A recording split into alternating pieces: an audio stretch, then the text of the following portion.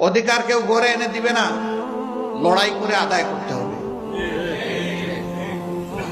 এবং আমরা চাই প্রত্যেকটি নাগরিক তার ন্যায্য অধিকার পাক।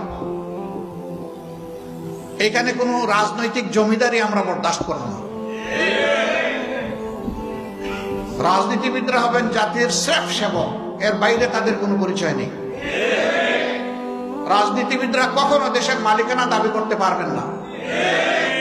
যারা এই মালিকানা দাবি করেছেন, যুগে যুগে তারা চরমভাবে অপদস্থ হয়েছেন।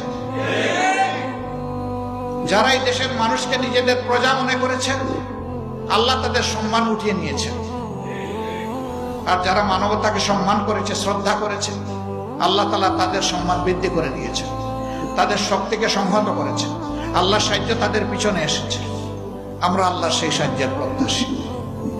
এমন একটা জাতি আল্লাহ তাআলা আগামী দিনে আমাদেরকে গড়ার তৌফিক দিন, যেখানে মানুষে মানুষে কোনো ভেদাভেদ থাকবে না।